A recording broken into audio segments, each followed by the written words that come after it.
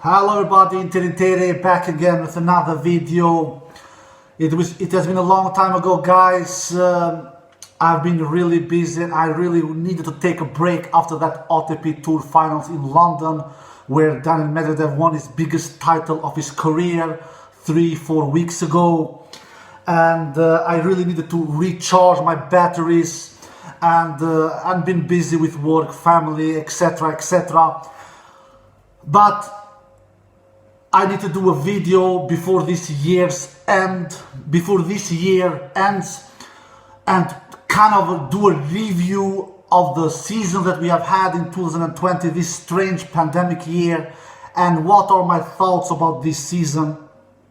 And I'm gonna go and talk about 12 topics that I feel are important, and I'm gonna go through all these 12 topics: the player of the year, the story of the year, the match of the year, etc, etc. And of course I'm gonna save the best for last, like I usually do when I do my videos, when I do my previews, when I do my top favorites. And this is kind of the same way.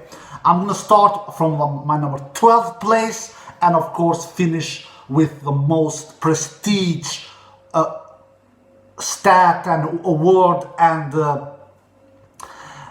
number, which is of course number one. And of course that number one, I'm gonna tell you which is on my number one place of these subjects, of these topics that I want to talk about on this video. But this video is gonna be about 12 topics that I feel are important to talk about, and kind of do a review about this 2020 strange pandemic tennis season that we have had. Without further ado, let's go into the list, my friends. On my number 12th place, I have put a topic which is titled the comeback of the year. Who did the comeback of the year, my tennis fans all around the world? This was not hard to decide. I've thought about this. We have had some comebacks. We had Daniil Medvedev doing some great comebacks on the season finale in London, where he came back from a love set down against Rafael Nadal in the semifinals. He did the same love set down against Dominic Thiem in the finals. Those are for sure great comebacks. But the greatest comeback in 2020 season, it is no doubt the comeback that Dominic Thiem did in that US Open final against Alexander Sasha Zverev, where he was down love 2 down in sets, and also a breakdown in the third set. And Dominic Thiem, he turned that fight around, and he won that final, that battle in the end 3-2. And I believe he won the third set. He won it in tiebreak, but I believe that he won the tiebreak 8-6. Dominic Thiem, if I'm not mistaken, I think he won that third set tiebreak 8-6 against Alexander Sasha Zverev. Correct me if I'm wrong, but I think he won that 8-6. So that is for sure the biggest comeback in this 2020 season, for sure, from Dominic Thiem in that US Open final against Alexander Sasha Zverev. So that is on my number 12th place. On my number 11th place, I have a title called the Newcomer of the Year. Who is the Newcomer of the Year, guys? Who is that player? And on this topic, this was for me hard to decide, to be quite honest, because it is two players I'm thinking about. The newcomer of the newcomer of the year. Who is the newcomer of the year? It is two players I'm thinking about. It is, of course, Jannik Sinner, the 19-year-old from Italy, very, very talented player who has huge potential, and you guys know that as well. This is not any big news. And the other player I was thinking about as the newcomer of the year is Hugo Bert from France, which not many not many people actually talk about, because it has been a big talk, a big hype about Jannik Sinner from my side as well. So one of these two, both of these two has done great or great candidates as newcomers of the year. But who is the best newcomer of the year from these two? Is it Jannik Sinner or is it Hugo Bert? This was a tough one for me to decide. And I know that many of you and some YouTubers have chosen Jannik Sinner because he has really done a great season. He really has climbed on the world ranking, and he's for the current moment, I believe, top 50 in the world. In the beginning of the year, he was outside top 100. Now he's top 50.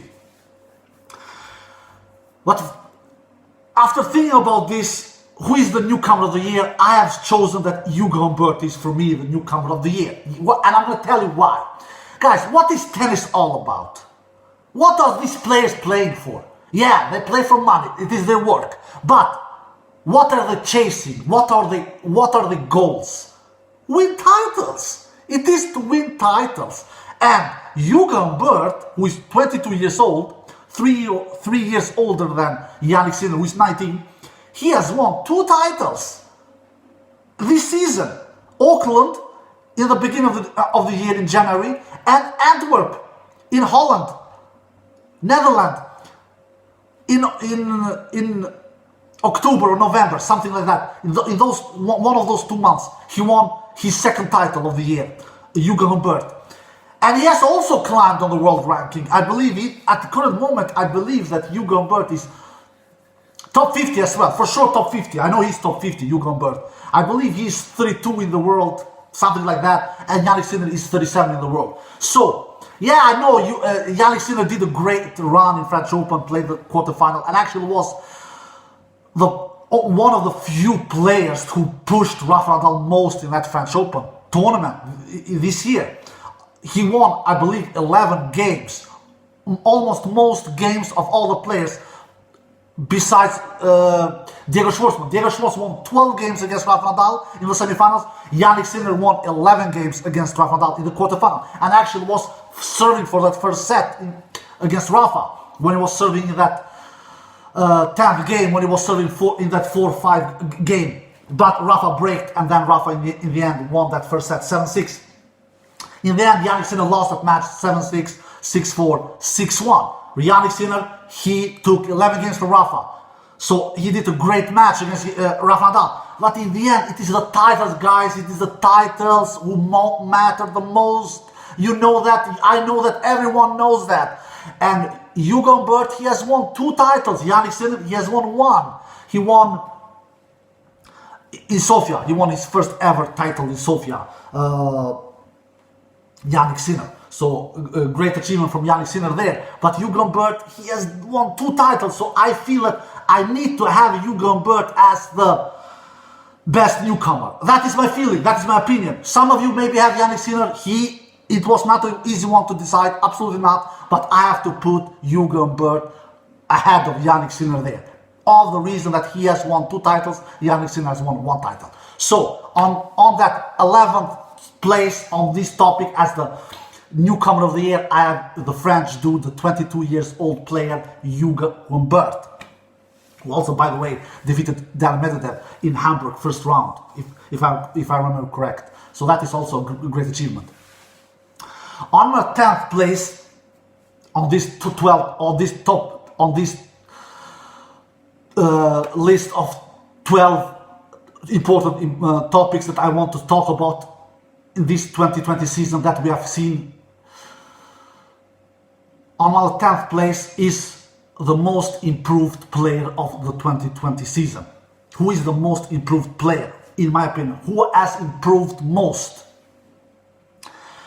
Guys, this was an easy one for me to decide, to be quite honest, because some of these have been difficult, some of these have been hard. This was an easy one for me to decide. The most improved player in the 2020 season for me, it is without any shadow of a doubt, Andrei Rublev. He has won 5 titles. He has won actually most titles of all players. He has won 5 titles. The second behind him is Novak Djokovic with 4. So for me, Andrei Rublev, he is the most improved player in the 2020 season, without any shadow of a doubt. Even though his titles, they are not big titles. All of his 5 titles are 250 and 500 class tournament wins, but it is still titles. It is never easy winning titles in tennis. Trust me, guys. Just ask players in the past who has not won many titles during their careers. Not many tennis players has won 20 or more titles. Not everyone are named Djokovic, Nadal and Federer. And Rublev has won 5 titles in the 2020 season, most of all players. And he, for me, is the most improved player in the 2020 season. So that is on my 10th place. On my 9th place, on this top 12 list that I have chosen to call this the upset of the year. Who is the upset of the year? Which match has been the upset of the year? We have seen some upsets, guys, on this season. We have seen some. To take some examples, we saw Dominic Thiem lose against Diego Schwartzman in that quarterfinal French Open. I didn't pick Schwartzman to defeat Thiem there, even though it was not a big upset, but it still was a little upset, because come on, Dominic Thiem, he was the former French Open finalist 2 straight years, 2018 and 2019. So I at least expected him to go to that semi-final and face Rafael Nadal. But no, Diego Schwartzman, he wanted another story, and he took out Dominic Thiem in 5 sets. But I'm not picking that match as the upset of the year. Then we had another match between Gustin, the French dude, against Stan Wawrinka in the same tournament, French Open. He took out Stan Wawrinka in 5 sets, and he actually baggled Stan Wawrinka in that 5th set, 6-love. That is also a little upset for sure, because it's still Stan Wawrinka, the 3-time Grand Slam champion, a former French Open champion in the past from 2015. But guys, let's face it, Stan Wawrinka is one of the most inconsistent tennis players that we have ever seen. When he plays really good, when he's redlining, he's more or less unplayable. He more or less is unbeatable when he's redlining. But when he's not redlining, when he shows that horrible level, it is ugly really to see. It is not fun to see. So when Stan Wawrinka loses a tennis match, it is never an upset, really. It is never an upset, because that is what had happened to that dude. He has crazy high level, but he has horrible low level.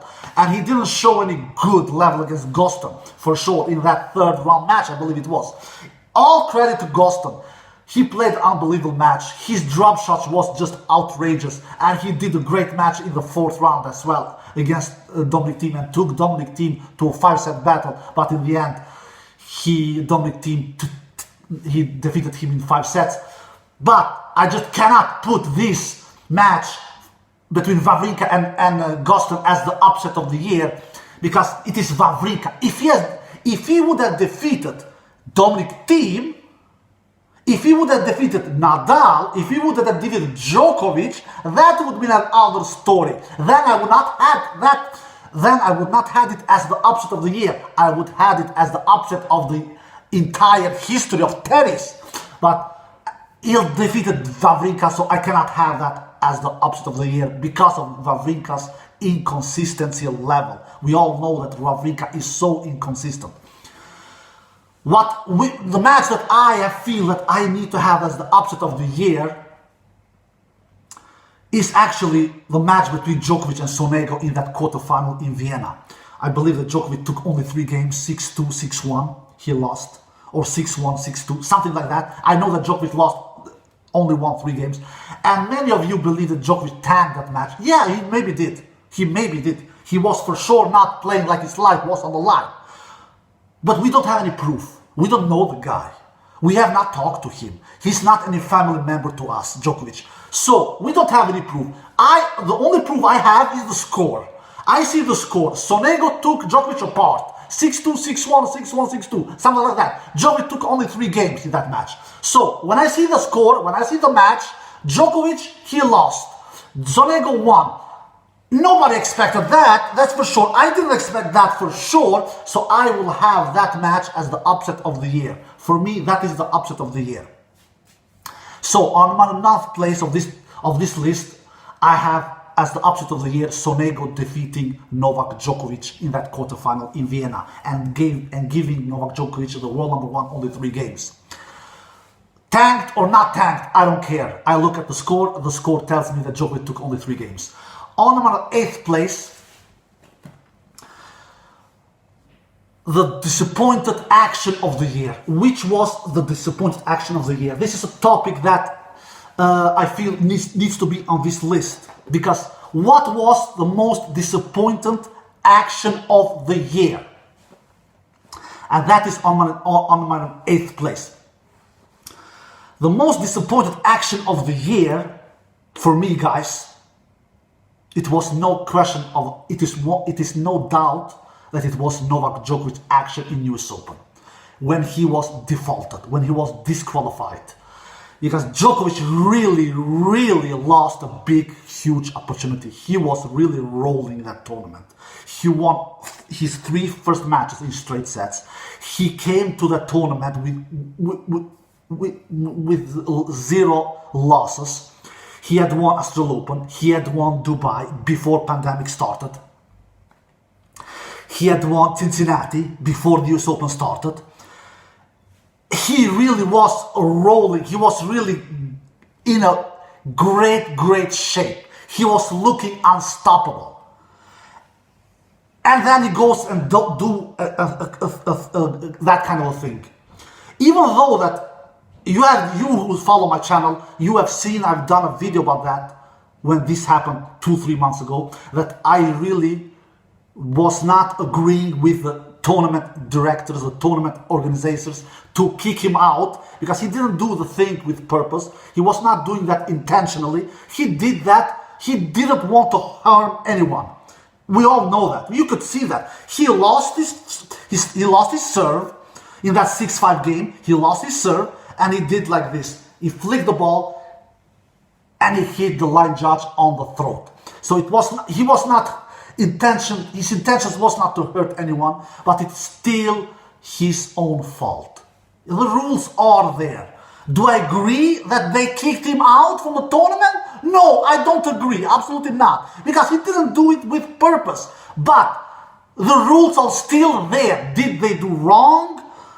In the end of the day, the US Open tournament, the directors, the organizers, the empire, they didn't do wrong. They just followed the procedures. They just followed the rules and they kicked him out. You are not allowed to hit line judges or audience or crowd or whatever, or ball girls, ball boys with tennis balls into their bodies. You are not allowed, especially not upside in the face or the throat or the chest or the stomach, whatever. You are not allowed. And Djokovic did that. He didn't do that with purpose. He did that he still did that, and that is to me the most disappointed action from a tennis player in the 2020 season, because he missed a huge opportunity over Djokovic. Djokovic, he needs to handle his temper more, because this would have happened to him sooner or later. Because when he loses sets, when he loses serves, he gets angry. And he lost his serve. So what? He would have defeated PCB anyway. He lost the first set against PCB in that French Open quarterfinal. What happened? We all know that Djokovic turned that match around and won the match in 4 sets against PCB in that quarterfinal match. He would have done the same against PCB in that 4th round match as well. But he cannot handle his temper. He cannot do that to serve. He cannot do it. And this would have happened to him sooner or later. And it did happen to him in US Open when he was on the roll, when he was undefeated the entire year. And that to me is the most disappointed action from a single player in this 2020 season, because Djokovic really missed a huge opportunity there. So that is on my 8th place. Djokovic disqualification. Djokovic defaulted himself in US Open against PCB in that 4th round. That is on my 8th place. On my 7th place, the biggest disappointment of performance of the 2020 season? What is the biggest disappointment as a performance in one single match in the 2020 season? And that is on my 7th place. And in this 7th place, guys, I have the same player as my number 8th place. It is Novak Djokovic. And the match I'm talking about is against Rafael Nadal in the French Open final. Look, guys, I don't care that Rafael Nadal did one of his greatest matches of his life. I don't care that Rafael Nadal was superior. I don't care that Rafael Nadal looked unstoppable and Rafael Nadal looked like he was out from another planet. As a world number 1, as a player chasing double digit of Grand Slams to winning all the Grand Slams twice, because we all know that he has won. First, Djokovic has won Australian Open 8 times, Wimbledon 5 times, and US Open 3 times, and French Open 1 time. And he was chasing to win the French Open for the 2nd time. Not many players have done winning all the majors twice. He wanted to be one of few players to do that. And he comes up with that kind of performance and getting baggled in the first set like he was, and losing games when he was up 40 love in his serve, which he did 1 or 2 times in that final. That to me, the entire world was expecting a close final. The entire world was expecting an entertaining final. The entire world was expecting a more even final. What did we get? As a Rafael Nadal fan, of course, the Rafael Nadal fans, they were super happy because Rafa destroyed the dude. Destroyed him 6-love, 6-2, 7-5. Djokovic takes only 7 games. Only 7 games. All credit to Rafa. It was one of the most impressive victories and matches that I have ever seen Rafa Nadal do, especially against that kind of difficult opponents like Djokovic. Because it was not like he was facing a world number 20 or a world number 30 or a world number 40 or a world number 50. He was facing a superior world number 1 and he completely destroyed him. 6-love, 6-2, 7-5. Djokovic takes only 7 games. But Djokovic, I need to say something about him.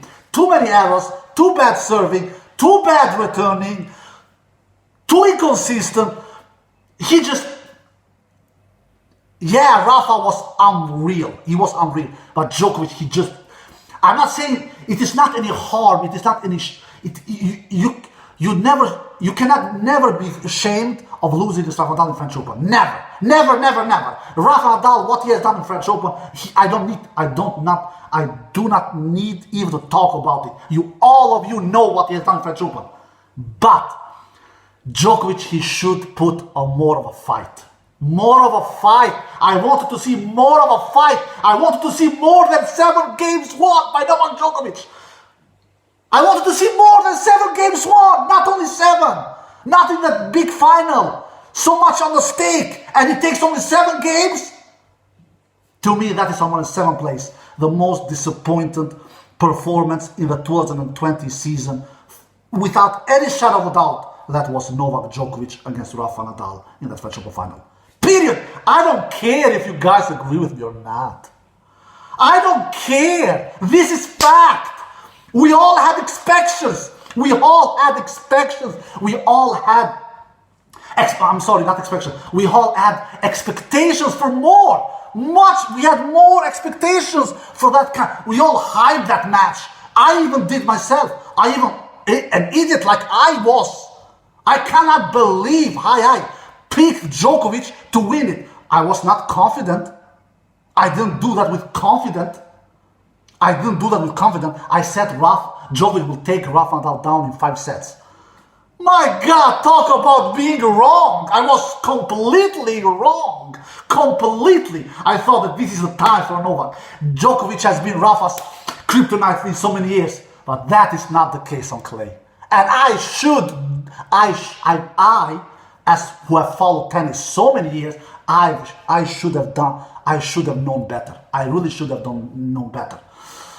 So Djokovic's match against Rafa Nadal, is to me in the French Open final the biggest disappointment as a performance for one single match in the 2020 season. That is on my 7th place. On my 6th place, I have a topic that I call the most entertainment tournament, the most fun, the most enjoyable tournament to follow. Which tournament has that been? Some of you maybe think, maybe I will choose Australian Open, maybe I will choose French Open, or maybe I will choose French Open, or maybe I will choose US Open. I actually do not choose any of the Grand Slams, because in my opinion, the best tournament, the most entertainment tournament to follow, that was the last tournament actually. That is not the biggest tournament, the ATP Tour Finals in London. That is not the biggest tournament we have in tennis. The biggest tournaments we have in tennis, we all know that are the 4 majors. But if you look at the drama, if you look at the quality, to be quite honest, the ATP Tour Finals in London, that 7 days, 8 days when we saw tennis, it for me, this is my opinion, I do a list, how I saw the tennis in 2020. It was the most fun and enjoyable and quality tournament to see. We had some so great matches. Both semifinals were great matches. Both the semifinals went to 3 sets. Rafa Nadal against Medvedev went to 3 sets. Dominic Thiem against Djokovic went to 3 sets.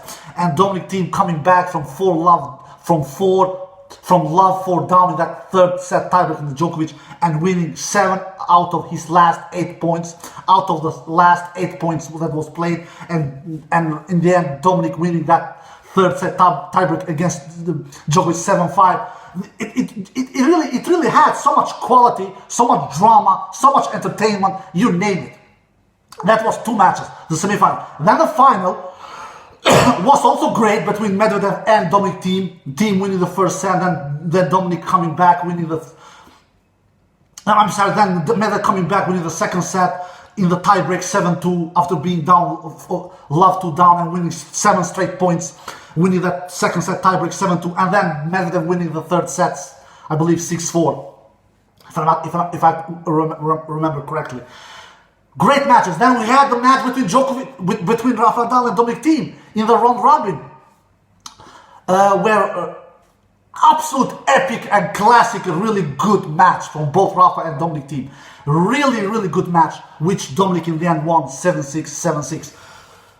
To me, that was the ATP Finals in London. For me, from my personal view, from my personal satisfaction, quality-wise, for me was the most entertainment tournament to watch. It was not the longest tournament because it was only 8 days. Those slams are longer. We all know that they are 2 weeks. But to me, those matches, those semifinals, the final, the match between Djokovic and the match between Thiem and Nadal in the round robin match, that was really one of the best matches that we have seen the entire season. So the most entertainment, the most fun and enjoyable tournament to follow and to watch for me was the ATP Tour Finals in London. And that is on my 6th place. On my 5th place, guys, on my 5th place, I have a topic that is not that fun to have, but I have it. I have it. It has to be here. I cannot only give praises, I have to give criticism as well. I have to. And on my 5th place is the most disappointment player of the 2020 season. Which has been the most disappointment player of the 2020 season. This one for me was an easy one to decide which player that was. And that player, guys, was Stefanos Tsitsipas. I had, and I know that you too, had bigger expectations against this guy. From this guy.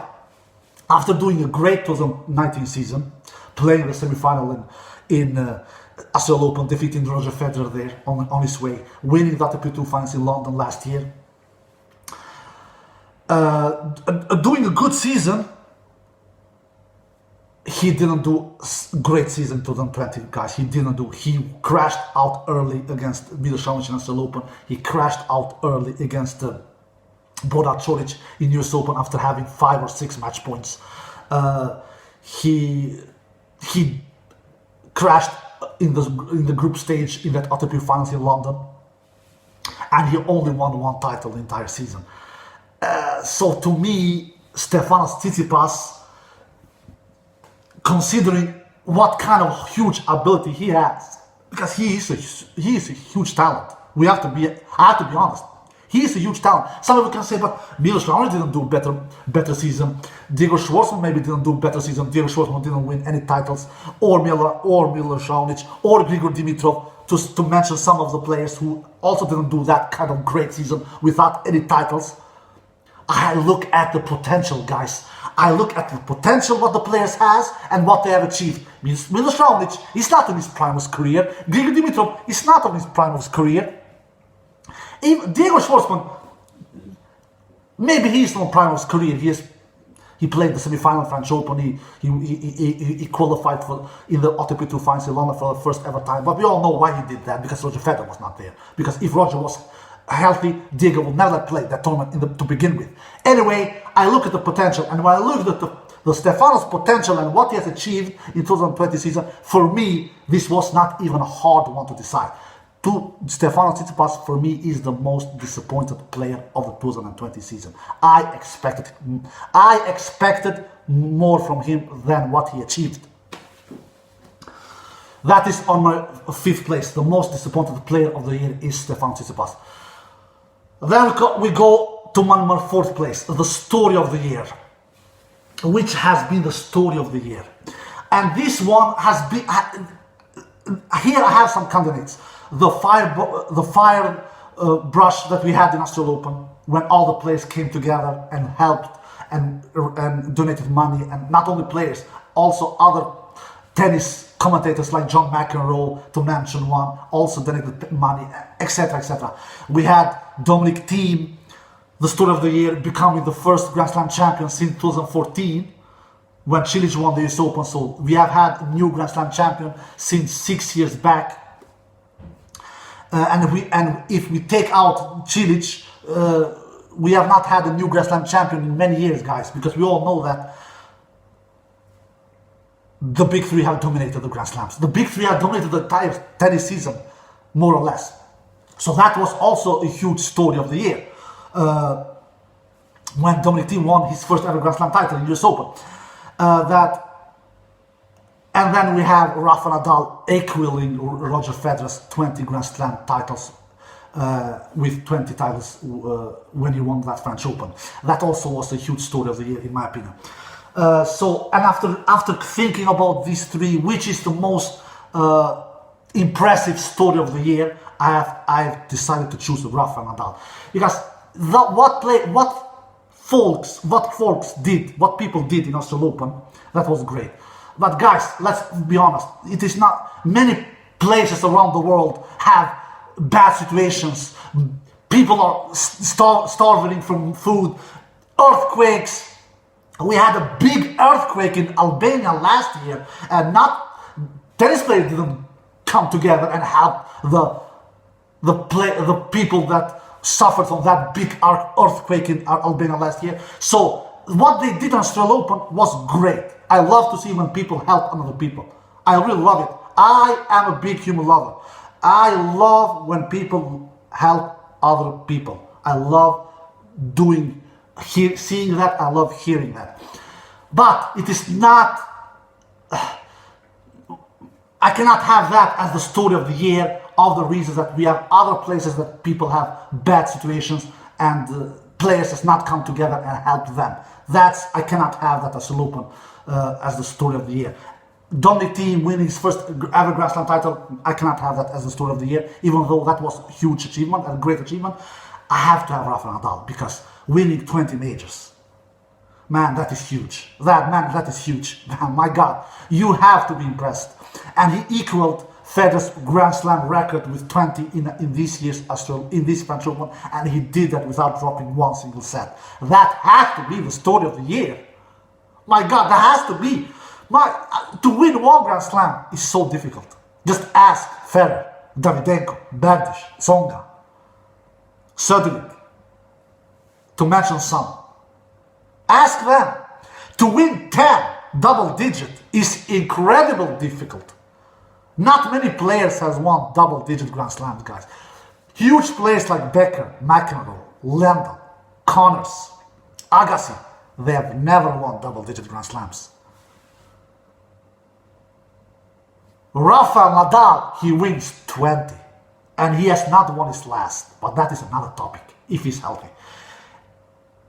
How can I not have that story as the story of the year? Rafael Nadal winning his 20th major in French Open and doing that with not dropping one single set. How can I not have that as the story of the year? How? If I didn't have that as the story of the year, I would be lying to myself. I would be lying to you as well. And you know who follow my channel. I hate liars. And I don't like to hate myself. I have to have the story of the year, Rafael Nadal's equaling the 20th Grand Slam title record from Roger Federer. That is the story of the year. That's it. That is on my 4th place. The story of the year, Rafael Nadal's equaling Roger Federer's 20th Grand Slam record in French Open. Alright now guys, we come to the top 3. Top 3, the most prestigious awards. Because I cannot have the most prestigious awards, the most prestigious topics, of course, will be on the top 3. On top 3, the best performance of the year. This is on my 3rd place. Which has been the most single performance, the best performance of the year? If we look at only one match. Only one match. This was an easy one, guys. Of course, and you know which match I will say. You know that by now. It is Rafael Nadal's performance against Novak Djokovic. In that French Open final 2020. That is, without any question of a doubt, the greatest performance in this 2020 season. I said Djokovic didn't do his best match. He didn't do, but you cannot take away the victory. You cannot take away the performance that Rafa did. He completely destroyed the dude.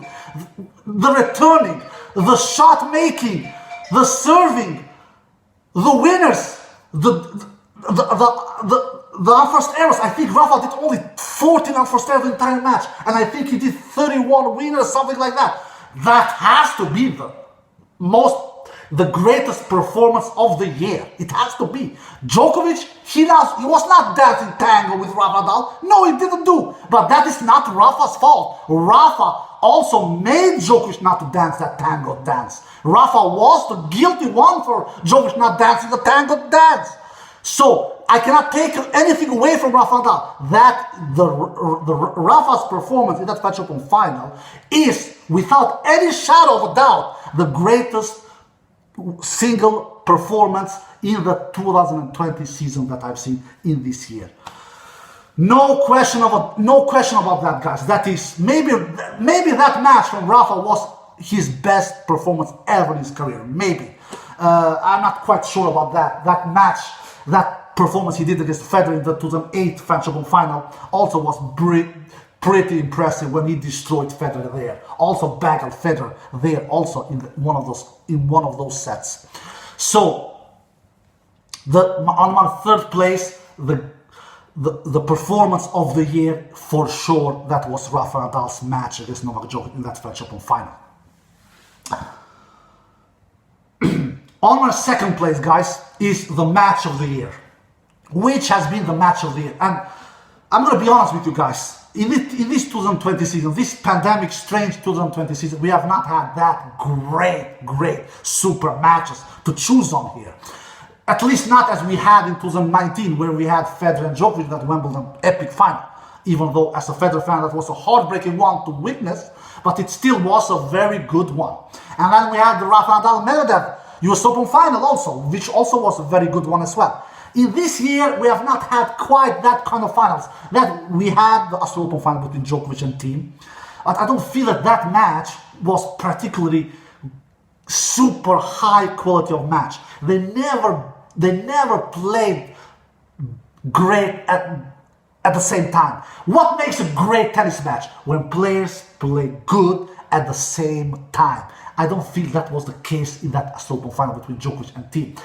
Team Djokovic started best. I believe he won the first set. And then Team took the second and the third set.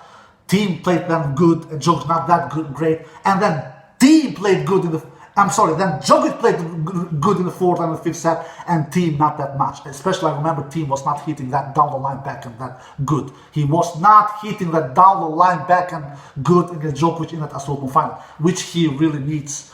That is a key shot for Dominic Thiem to be able to win the big titles, especially against the big three, Djokovic, Nadal, and Federer. So it was a good match, but not the match of the year. Then we had the matches in the ATP Tour Finals London, between Thiem and Nadal in the round-robin stage, between Medvedev and Nadal in the semifinals, between Djokovic and Thiem in the semifinals, and then between Medvedev and Thiem in the finals. They were good matches, but not the match of the year. The match of the year I'm thinking about, guys, is the match between Nadal and Dominic Thiem in that US Open final quarterfinal. If you don't remember it, watch it. That was a slug party, guys. That was a slug party, guys. It was a match where the points were won by winners and not by unforced errors. And if you look at the stats, both of the players, they did more winners than unforced errors. Nadal did more winners than unforced errors. Thiem did more winners than unforced errors. That was a really great match. For me, that is the match of the year. The only thing that match really didn't have, and it was kind of unfortunate that it didn't have, it was a fifth set. Because the match was in 4 sets. Dominic Thiem won the first 2 sets, I believe 7-6, 7-6, and Rafa won the third set, I believe 6-4 or 7-5, something like that. And then the fourth set, Dominic Thiem wins 7-6 and wins the third set tiebreak, I remember 8-6. So that was a really slug party, guys. They were really hammering the ball, both of them. Man, Dominic Thiem, what kind of a backhand winners did in that match. I don't know if I've ever seen Dominic Thiem do a better match with his backhand like he did in that match, like he did against Nadal in that match. If Dominic would have hit his backhand as good and as superior as he did against Nadal in that quarterfinal, in the final against Djokovic, if he had hit his backhand as good in the final, I swear to you guys, I guarantee you guys, Djokovic would have never won that final against Thiem. But Thiem's backhand let him down in that US Open final.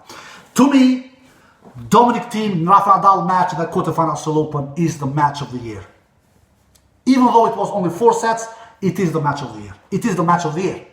If you don't believe me, watch it and you will see what I'm talking about. If you don't remember it, go back and watch it. Watch it if you have the time, and you will see what I'm talking about. That is the match of the year. Dominic Thiem, Rafa Nadal, quarterfinal, US Open. And then, guys, we have the finale of the number 1, the player of the year. Who is the player of the year? I read in different social medias all kind of names. Some of you believe Thiem, some of you believe Rafa, some of you believe Rublev, some of you believe Medvedev. For me, this was not a very hard one to decide, guys. It was not. Yeah, Rublev has won 5 titles. They have won all. They have been. If I would grade top 5 best players of the year, I will do like this. Rublev on my 5th place. All respect, 5 titles, but all of them have been 250 and 500 class tournaments. 4th place, Daniil Medvedev. All respect to him, but he woke up late. And he won 2 titles. He woke up late. He did a great end of the season, winning 10 straight matches, 5 in Paris and 5 in ATP Tour Finals in London. But he still woke up late, and he didn't win any slam. Rubler didn't win any slam. On the 3rd place, I have Dominic Thiem. All respect to Dominic Thiem, guys, but he only won 1 title. Yeah, I know he was in final in the Open, he was final in ATP Tour Finals in London, but guys, nobody remembers the runner-ups. How many Grand Slam finals does Andy Murray have? I know it. I want you guys to write the answer. I want you, and do it in the couple of 1 minute. Don't look up on the Google, because I know the answer, and I'm going to tell you if you're right or wrong. I know the answer. How many finals does Pistol Pete have? I know the answer as well. What I want to say is that we remember the titles, Sampras have 14 Grand Slam titles, Andy Murray have 3 Grand Slam titles. The runner-ups, we don't remember much. Dominic Thiem won 1 title. It was a big one, US Open, but he is on a 3rd place as the best player of the year. On a 2nd place, it is Rafa Nadal. All respect to Rafa. He won French Open, he won Acapulco, but he isn't the player of the year. The player of the year, guys, you know it by now, it is Novak Djokovic. It is all about who wins the biggest titles. Novak won 2 Masters, 1 Grand Slam, and 1 500 class tournament. How can I have another player than Novak Djokovic? Some of you say he was defaulted, he was disqualified in the US Open. He cannot be the player of the year. He can bloody well be the player of the year. He did a mistake. Have you not done a mistake? Have I not done a mistake? We all do mistakes. He didn't do it with purpose. He got punished, he was kicked out. And that's it. He still can be the player of the year, and he is the player of the year. And he ended up as the world number 1 as well for 6 times. And equaled Pistol Pete's record, who Pistol Pete had also ended 6 times as ending as the world number 1, and he did that as well. And he won the most big, and he won most big titles. 4 big titles. 2 Masters, 1 Grand Slam, and 1 500 class tournament. Without any shadow of a doubt, Novak Djokovic is the player of the year, guys. That's it. It is great to be back. I've missed you all. I hope you have missed me too, guys. This was my list of a top 12 list of most important topics and most important subjects that I wanted to talk about, to reviewing this 2020 strange pandemic tennis season. I hope you all enjoyed this video, guys, and take care and bye bye.